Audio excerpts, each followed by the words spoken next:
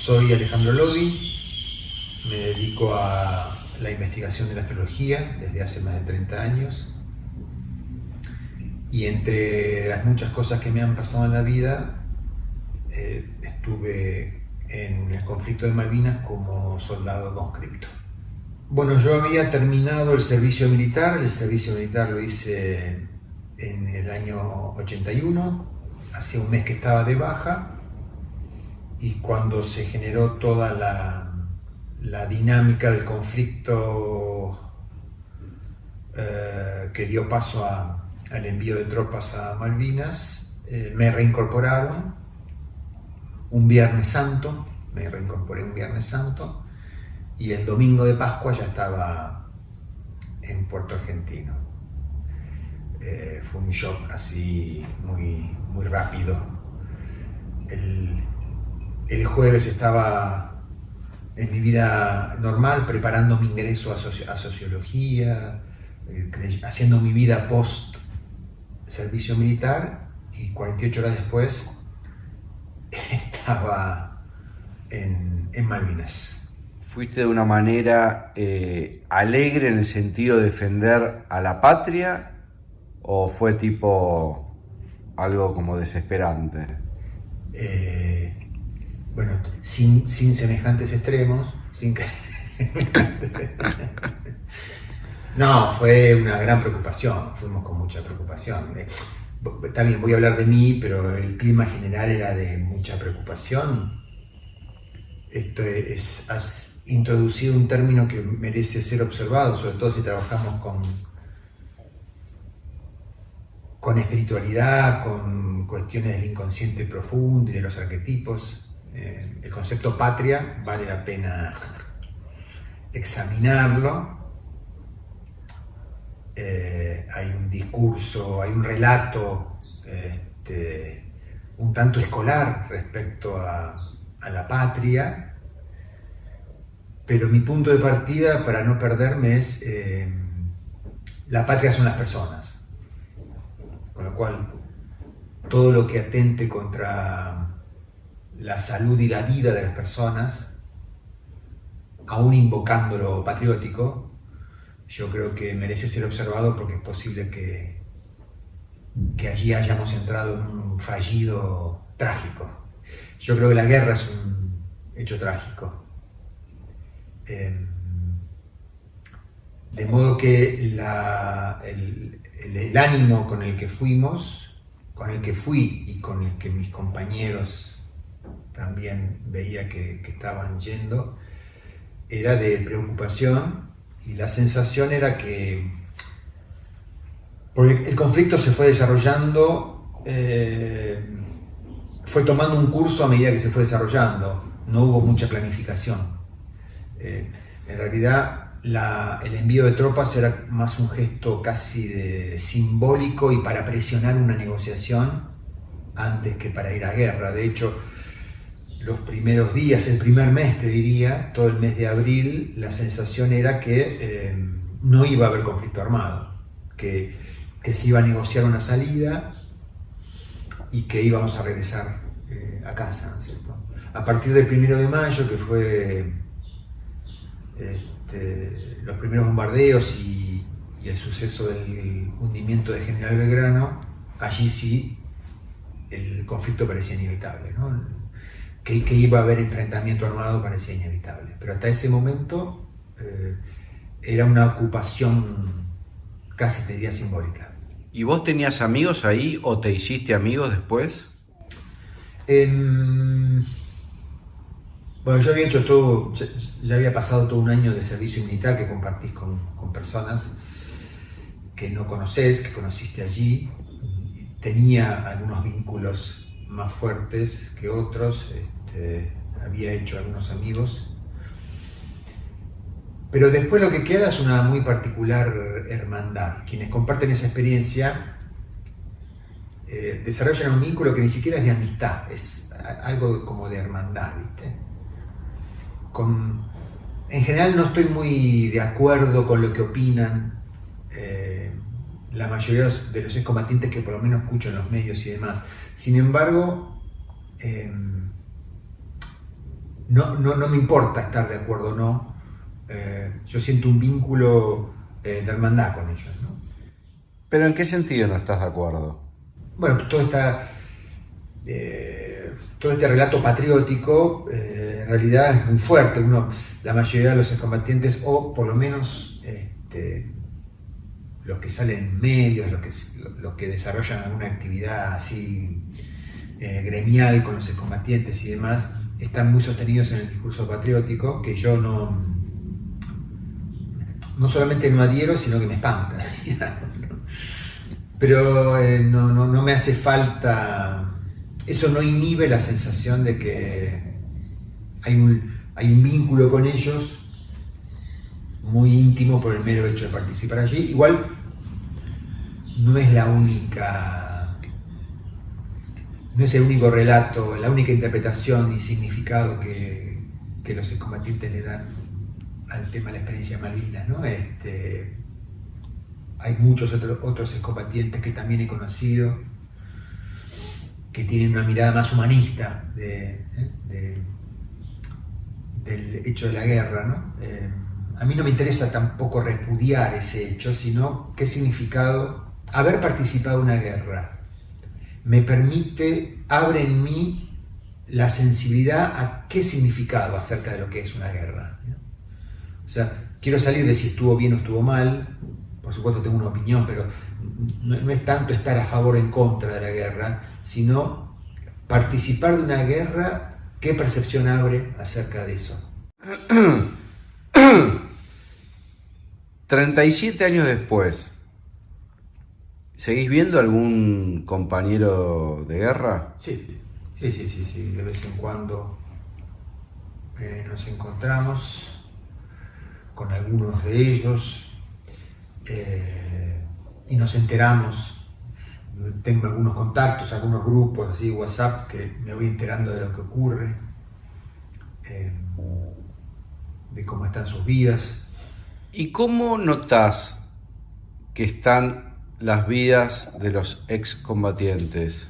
Bueno, hay muchos que han desarrollado, hay muchos que no están en contacto, ¿viste? O sea, hay una gran cantidad de excombatientes que yo creo que han puesto en una cápsula esa experiencia, se han anestesiado de esa experiencia, la han borrado de su vida. Sin duda que eso opera inconscientemente, ¿no? Pero, digo, la experiencia sigue operando aunque uno la encapsule. Pero yo creo que hay muchos excombatientes que ni siquiera quieren recordar eso que vivieron. Es muy entendible, es un hecho traumático, ¿no? Porque uno dice participar en una guerra y es como una abstracción, ¿no? Participar en una guerra significa, por suerte yo no atravesé esa experiencia, pero ver morir a tu compañero a 2 metros de distancia y no verlo morir por un desvanecimiento, verlo estallar en pedazos a su cuerpo, ¿entendés? O sea, es una experiencia que nunca habías imaginado vivir y que sin duda que atravesarla es traumática, y hay mecanismos de defensa que operan seguramente, ¿no? ¿Por qué decís que vos no participaste? Porque yo no viví en pozo, yo no tuve la experiencia, no viví en trinchera, yo manejaba un equipo de radio en un galpón, que era un lujo, en un galpón de chapa, donde también sufríamos frío y demás, pero comparado con vivir en pozo, imagínate vivir en un pozo en la tierra, en medio de la Patagonia, en mayo. ¿Te puedes imaginar? Y con la paranoia de que te van a empezar a bombardear en cualquier momento. Eso es psicológicamente lacerante, ¿viste? Torturante. Yo creo que si hubiera habido esa experiencia, el rédito que hubiera sacado de todo aquello sería otro, me hubiera pasado otra cosa, digamos.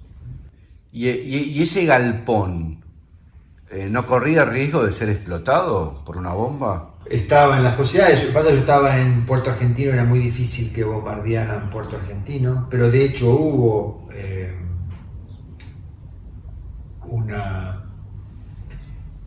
un misil que explotó por un error, explotó en pleno puerto argentino. Yo recuerdo ese hecho. Después lo vi narrado, lo vi escrito en algunos libros. Hay un libro que escribió un Kelper donde narra ese suceso, donde murió una familia Kelper, digamos, ¿no?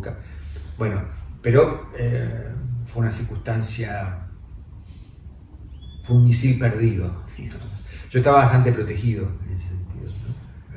Lo que sí podía ser movilizado a primera línea en cualquier momento. O sea, yo estaba en una situación como de reserva, podríamos decir, pero de hecho en la última madrugada de la guerra a mí me movilizaron hacia el frente. Vos que sos hombre de cine, fue una situación absolutamente cinematográfica. Madrugada del 14 de junio. Todavía había alguna acción bélica, pero yo no sabía que se había decretado ya el cese de fuego, pero sin saberlo me movilizan hacia el frente. Entonces yo iba por una ruta, caminando hacia las montañas donde estaba el frente, y volvían los soldados argentinos desbandados, digamos, ¿no? En retirada, hechos pelota, y yo como si estuviera con una cámara yendo en dirección contraria, ¿no? Esa imagen yo no puedo compararla con nada que haya visto, ¿no? El andar y las caras de esos seres, ¿no? Yo estaba, si estaba consciente del hecho me hubiera desmayado, evidentemente no estaba consciente del hecho. Al caminar unos pocos kilómetros, ahí nos informaron de que ya se había decretado el cese de fuego y volvimos.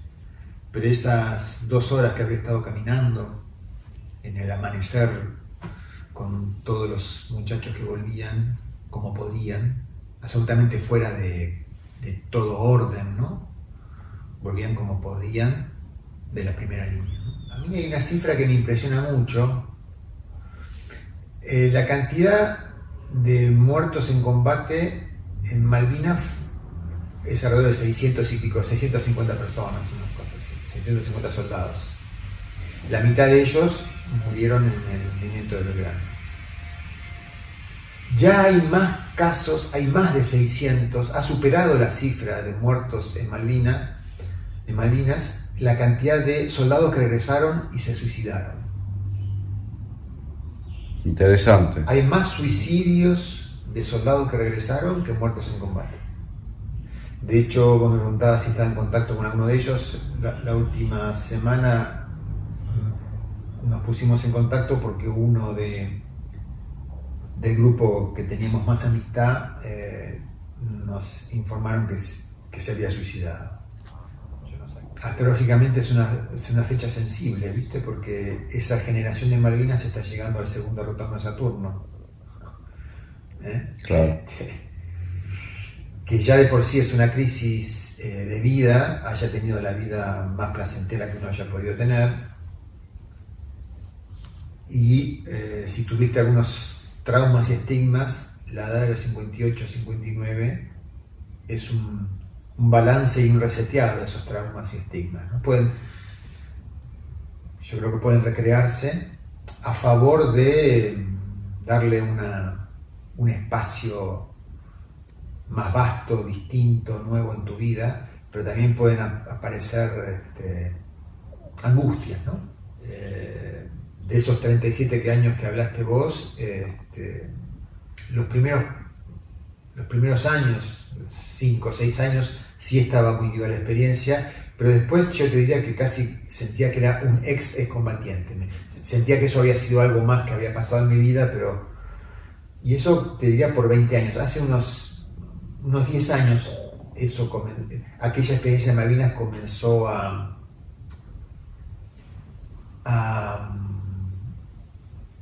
comencé a incluirla como algo, no como una experiencia más, ¿no? Sino que hay todavía información,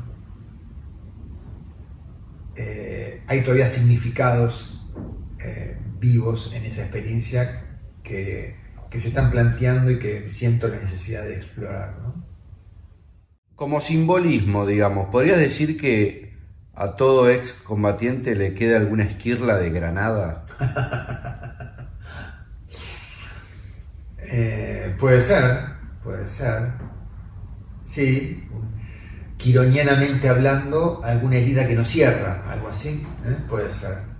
Sí, porque es inabordable la experiencia de participar de una guerra, no se agota la posibilidad de encontrarle, descubrir significados, es una fuente viva de recuerdos, sensaciones, significados,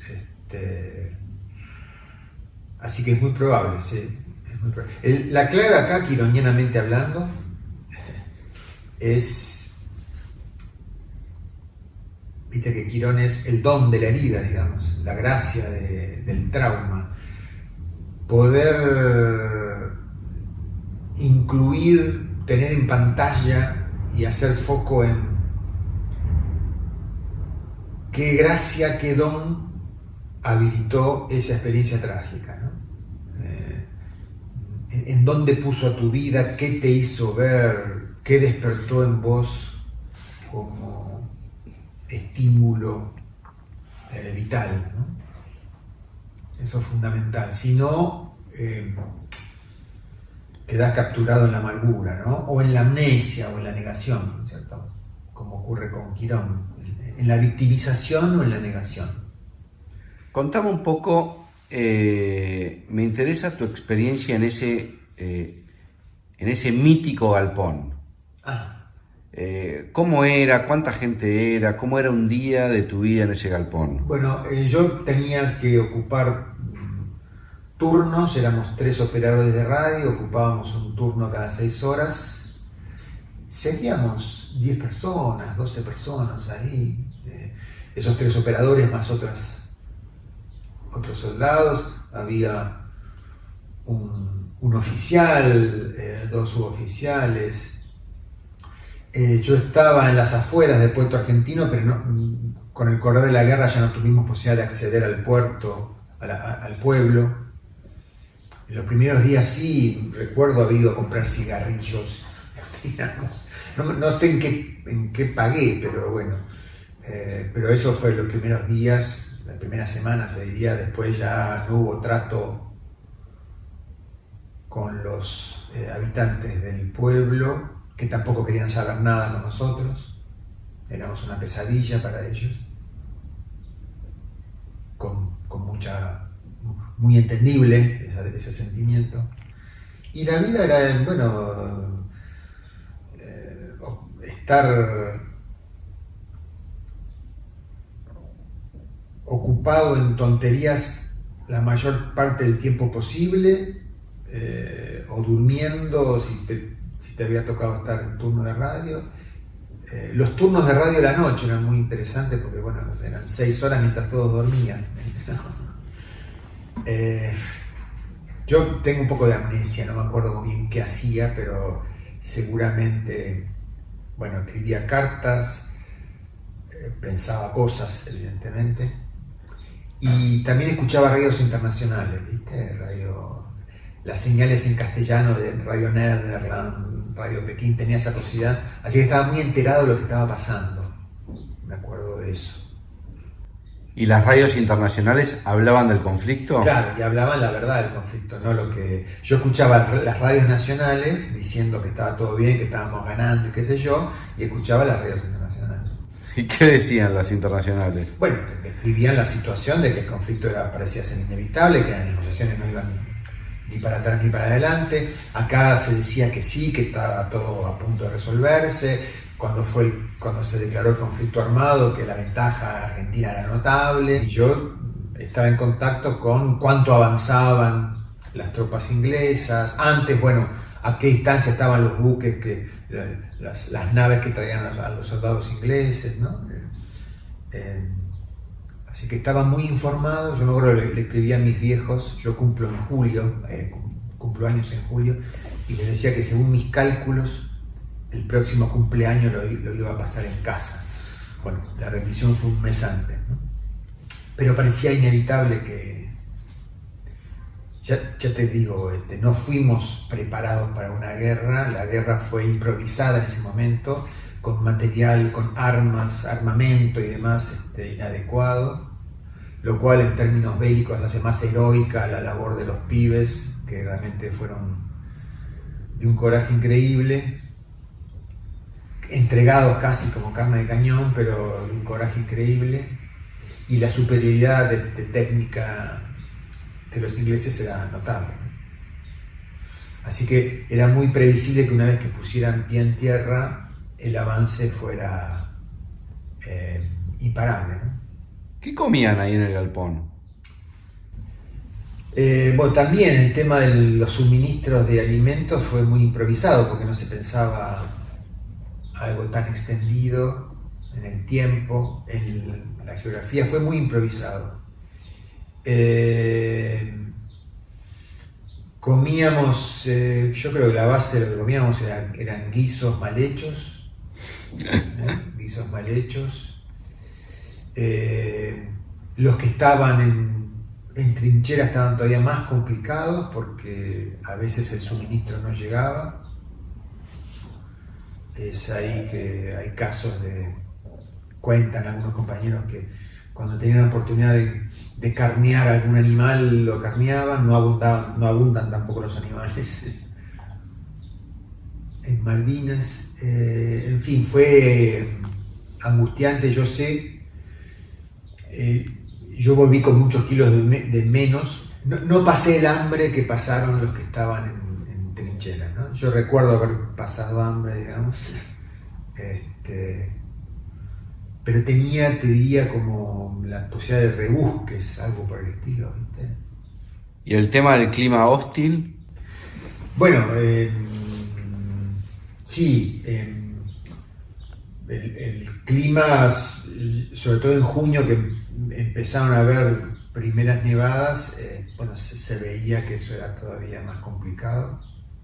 Nuevamente mucho más complicado para los que estaban en trinchera. La trinchera en general estaban llenas de humedad. El suelo de Malvinas no es tierra, sino que es turba, con lo cual es una tierra muy llena de raíces y muy húmeda, muy húmeda. De hecho se inundaban las trincheras, o sea que los chicos estaban con el frío y la humedad, ¿no? De allí congelamientos, ¿no? El tema de congelamientos de pies, evacuaciones por congelamiento. El tema medicina ahí, por ejemplo, ¿había algún sanatorio ambulante? Bueno, había un hospital de campaña y los que tenían casos severos eran evacuados a Comodoro Rivadavia, ¿no? Estos casos de congelamiento y demás eran evacuados a Comodoro mientras se podía, porque después cuando llegaron los ingleses ya no había chance de que llegaran aviones ni que salieran aviones al continente. Y después ahora estoy recordando también casos de soldados con un quiebre psicológico tal ante la situación que se disparaban en las extremidades, en los pies, para ser evacuados, ¿viste? Ponerse en la situación, o sea, personas como nosotros, imagínate vos mismo llegando a la situación de decidir dispararte en un pie para que te lleven a un hospital, ¿no? Yo creo que eso es síntoma de un quiebre psicológico importante. Me quedé pensando en el concepto de patria. ¿Cuál es el significado según tus estudios esotéricos? No, el significado no se lo doy por estudios, digamos, ¿no? Sino por una íntima meditación acerca de esa palabra y de un significado con el que pueda estar en paz, ¿viste? Por eso te digo, para mí patria son las personas, y cualquier invocación a la patria que implique exigirle el sacrificio de la vida a las personas que forman parte de esa comunidad, yo ahí pongo una alerta, ¿viste? Creo que hay una sobredimensión de algo que es una construcción, que pierde contacto con la esencia humana del concepto, ¿no? Por supuesto, al mismo tiempo yo creo que hay situaciones extremas en donde a lo mejor te ves obligado a entrar en guerra. Yo no cuestiono ni siquiera, no cuestiono la guerra en sí, sino que cuestiono el tema del orgullo de la guerra, ¿no es cierto? Aunque te veas obligado, las circunstancias históricas, sociales o lo que fuera, o te obliguen a participar de una guerra, eso no deja de ser verte obligado a participar de una tragedia, de una pesadilla. Con lo cual, para mí no hay espacio de orgullo. El orgullo es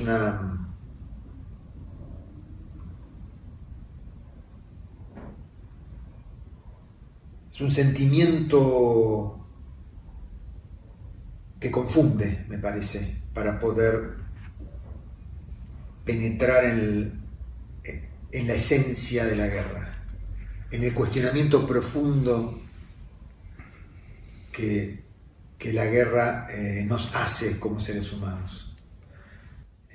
Además se mete la temática del sacrificio ahí, ¿no? Sí, claro. De lo sagrado. Por supuesto que hay una dimensión épica de aquel que es capaz de entregar lo más valioso, su vida, para el beneficio de otros, ¿no? Esa dimensión está muy bien y quizás ahí quepa algo del sentido de orgullo, aunque también estoy en duda, ¿no? No deja de ser un suceso trágico verte obligado a dar lo más valioso, a entregar lo más valioso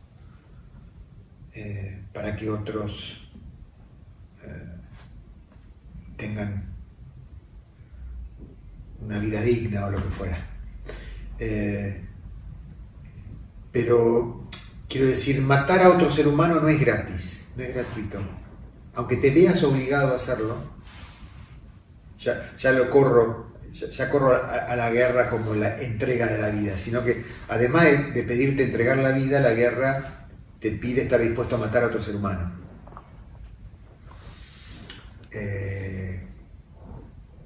Y eso es yo creo que quitar vida es una profanación. Me cuesta mucho encontrar la dimensión sagrada de quitar la vida, ¿viste? De hecho, la gente no se recupera más Y las familias, ¿viste? ¿Cómo quedan?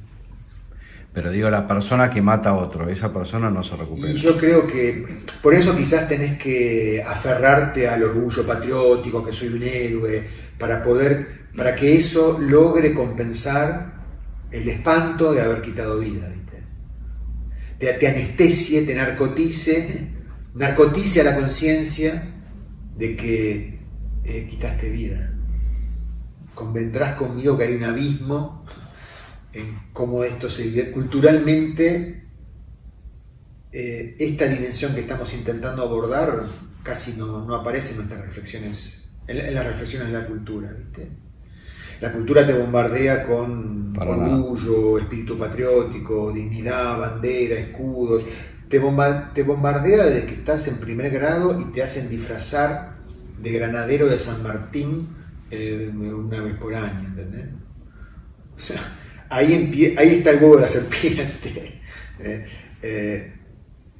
Tendría que provocarnos, si somos conscientes de esto que estamos hablando, de la dimensión sagrada que queda profanada cuando en la guerra, al quitar vida a otro, tendría que generarnos espasmos estomacales cuando le preparamos el disfraz de granadero a nuestros hijos de 5, 6, 7 años. O sea, porque la patria de alguna manera tiene que ver con generar, digamos... Sentimiento de pertenencia, claro. o en el zodíaco el estadio canceriano, ¿viste? De soy la pertenencia, soy la tribu, el orgullo de pertenecer a la tribu. diferenciarme de otras tribus. O sea, es una dimensión reconocible en el zodíaco, Cáncer, pero Cáncer es la cuarta estación de un viaje de 12, ¿no es cierto?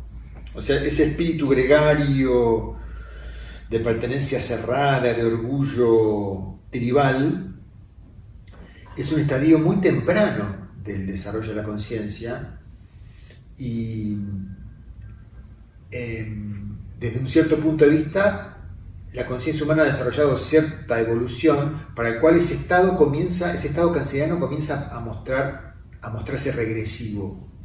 Si yo me aferro demasiado a eso, quedo en un estado regresivo, ¿no? Como el de un individuo que permanece replegado en su familia de origen, ¿no? Algo así. ¿Vos creés que la guerra se podría haber ganado?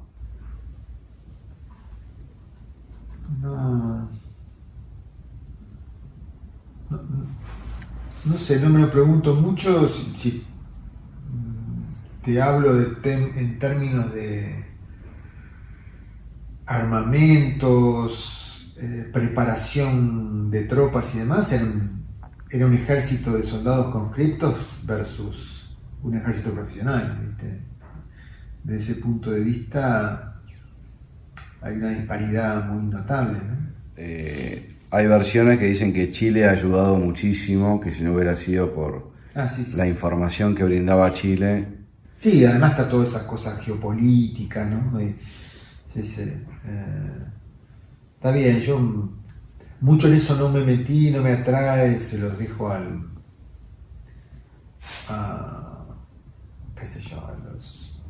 geopolíticos. Pero he estado en Chile y personas se enteraban que eres combatiente, me han pedido perdón por la actitud que tuvo Chile en ese, ¿no? Hay como cierto complejo de culpa en alguna parte de la población, seguramente. Otra estará orgullosa, bueno, ahí tienen los argentinos, se merecen lo que se lo tenían merecido, etcétera, etcétera, ¿no? Esas polarizaciones que atraviesan las nacionalidades y que también tenemos nosotros con los chilenos y demás. Hablando del tema geopolítico, yendo a un tema actual, sí. Sabemos que hay problemas en Chile por todo el tema de lo que está pasando ahí con el presidente, problemas en Bolivia. Argentina ha elegido un presidente nuevo. ¿Qué análisis podés hacer al respecto de la región? A veces está todo muy involucrado con el tema Saturno-Plutón, porque no solamente es Latinoamérica, también es Europa, también es en Irak está habiendo una matanza impresionante, hay un problema de los chinos en Hong Kong, revueltas en Hong Kong contra los chinos, o sea, parece ser un fenómeno mundial que invita a vincularlo con algo más global, como es el Saturno-Plutón que se está haciendo para todo el planeta, ¿no es cierto? Ahora, el próximo año, que tiene que ver con una transformación de las estructuras, con la caída de un orden, de cómo circula el poder y la generación de un nuevo orden, y que genera también un espíritu antisistema, ¿viste? Desde ese punto de vista, que estos tiempos tengan como una de las películas más consumidas a nivel mundial a El Guasón. El Guasón es una metáfora antisistema, ¿no? Como la herida personal, la herida con tu mamá y con tu papá, la sensación de que hay un modelo del padre que te desprecia, se proyecta en las instituciones del mundo, y si todos alineamos, o suficiente masa crítica alinea su herida personal con los modelos del padre respecto al status quo del orden del mundo, se genera un movimiento global antisistema, digamos. No es proponer un sistema a cambio de otro, sino es la necesidad de que entre en colapso el sistema actual. Es muy anárquico, si se quiere. Ahora, esto ya estamos muy cerca, estamos en diciembre y esto, digamos, Saturno-Plutón que hablabas va a ser ahora en enero del 2020. Ya estamos en el clima, la conjunción partir se hace en enero. En marzo ocurre un suceso interesante que todavía en orbe de conjunción Saturno-Plutón se suma Júpiter, se suma Marte fugazmente, habría que ver mediados de marzo. Si fuéramos astrólogos predictivos, haríamos una predicción indiscutible, inapelable acerca de que esto quizás tenga un nudo de manifestación, un síntoma hacia mediados de marzo, ¿no? Pero bueno, son especulaciones. ¿Y qué le podrías decir al espectador si tuvieras que tirar algo? Que todo lo que está en condiciones de caer va a caer, a nivel mundial, a nivel local y a nivel personal. Hay algo de la propia estructura que uno se ha desarrollado en su vida que está frente a una prueba de vitalidad. Si la estructura que has desarrollado en tu vida no es capaz de contener a la vitalidad que se enciende, esa estructura colapsará. Y si no, se reformulará alquímicamente, ¿no? Se transformará en una estructura capaz de contener mayor nivel de intensidad o un nuevo nivel de intensidad del pulso vital, ¿no? Es una puesta a prueba de las estructuras personales y del mundo para contener pulso vital. Así que estamos todos atravesados por esos tres niveles: el nivel personal, el local, la comunidad donde vivís, y el nivel mundial también. Y si tuviéramos que hablar de la comunidad donde vivimos, que sería nuestro país, hubo elecciones, hay un nuevo presidente que va a asumir el 10 de diciembre. Bueno, está muy unido con Malvinas, si se quiere, porque por eso mismo te pregunto. El anterior suceso Saturno-Plutón, conjunción Saturno-Plutón en el cielo, fue en el 82, que nosotros tuvo que ver con Malvinas y con toda la conciencia de muerte que hubo en esa época, la represión ilegal, los hechos violentos de los 70, se desarrolló conciencia con ese Saturno-Plutón del 82-83 y hubo una reinstauración de la democracia, digamos, ¿no? Esa democracia que se reinstauró en el 83 está en momento de prueba, de puesta de prueba, para dar un paso a una democracia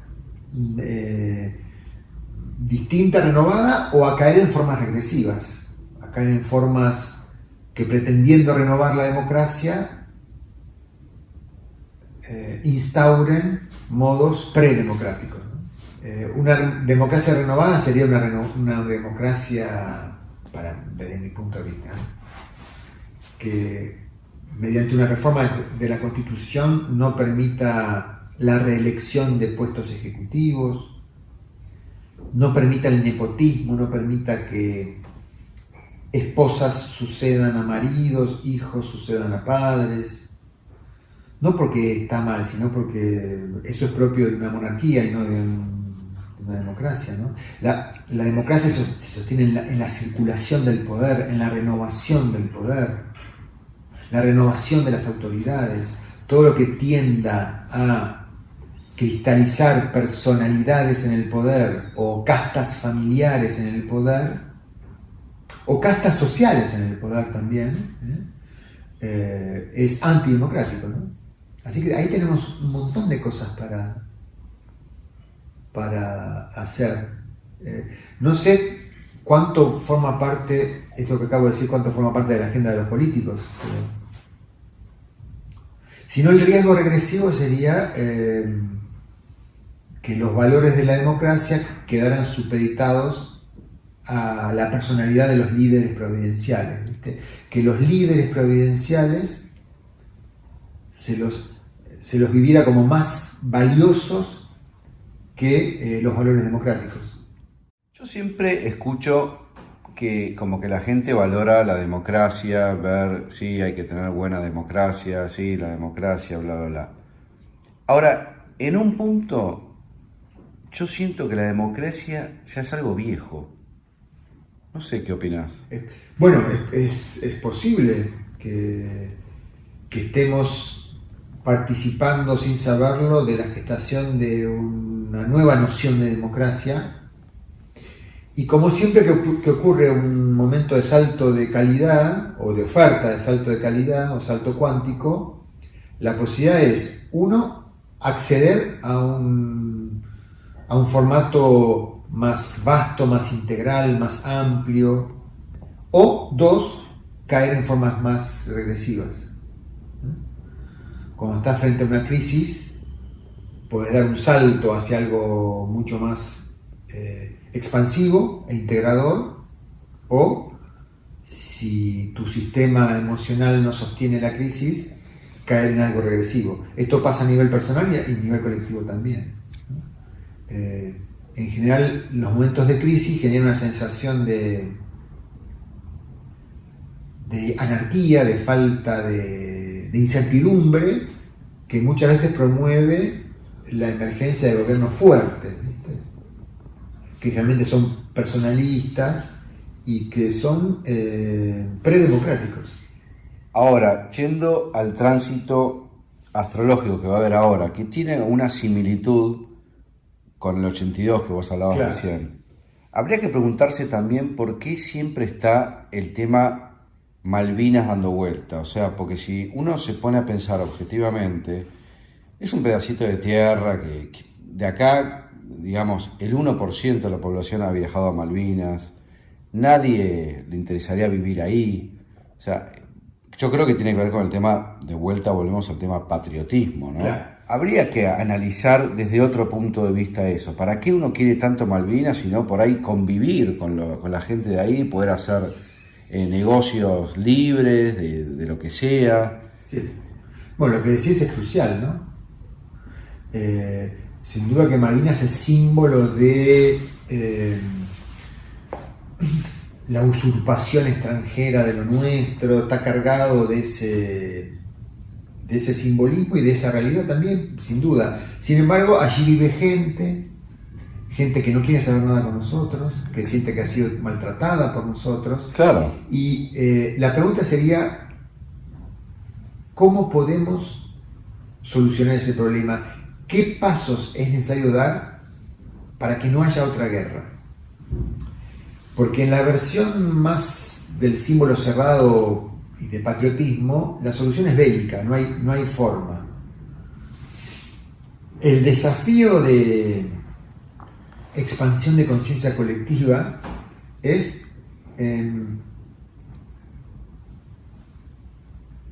a qué tendríamos que estar dispuestos, a qué tipo de conversación tendríamos que estar dispuestos para realmente disolver la amenaza de guerra y esa hipótesis de conflicto permanente que significa Malvinas, ¿no? Y ahí yo creo que la clave es humana. Hay un excombatiente que se llama Julio Haro, que fue conocido porque fue el que generó todo ese movimiento para que sean reconocidos los cadáveres que estaban como NN, todos los muertos en Malvinas sepultados en el cementerio de Darwin estaban como soldado argentino solo desconocido por Dios. A partir de la labor de este combatiente, a quien tengo el enorme gusto de conocer, faltan solamente 5 han sido reconocidos todos los muertos en Darwin.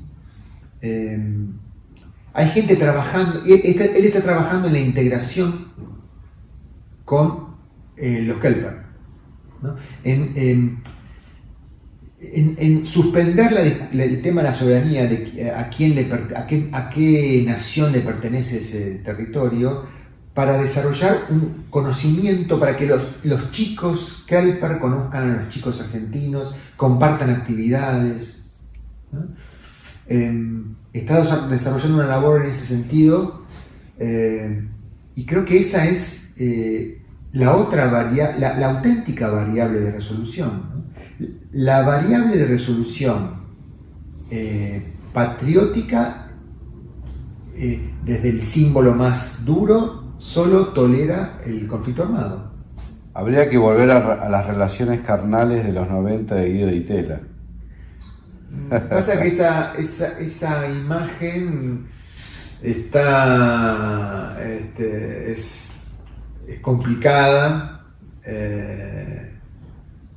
porque está inscrita en una noción de sometimiento, ¿viste? En aceptar ser abusados. Creo que es muy poco feliz esa frase, porque no es un encuentro amoroso esa relación carnal, sino que en la imagen es acceder a ser abusados. Vos sabés que yo tengo una teoría, por todo lo que he investigado en su momento, que en realidad las Islas Malvinas, digamos, son inglesas, pero ¿sabés por qué? Porque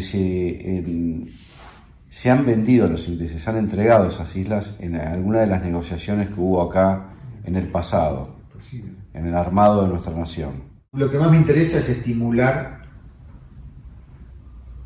a que seamos capaces de ir más allá del relato patriótico, de que seamos capaces de ser sensibles a la dimensión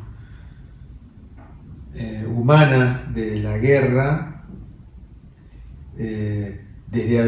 Entrando en esa dimensión, las cosas se perciben de otro modo, desde mi punto de vista de un modo mucho más auténtico, y es una tarea ardua el estimular eso, porque va en contra de todo el estímulo de las instituciones escolares y el relato oficial que necesita imponer en las nuevas generaciones una definición absoluta de las cosas que solo reproduce pesadilla. Así que solo contribuye a que la solución bélica sea la única aceptable. Así que es un arduo... Todo trabajo espiritual, estimular conciencia es trabajar en el plano espiritual, digamos, ¿no? Y siempre es mucho más arduo, mucho más lento. Uno tiene que trabajar en este plano sin la expectativa de ver resultados, ¿viste? A corto plazo. A corto plazo no se va a desarrollar la conciencia que uno está estimulando. Esto acaso ocurra en algún momento que exceda nuestro tiempo de vida. Pero eso es trabajar en el plano espiritual, en el plano de la conciencia.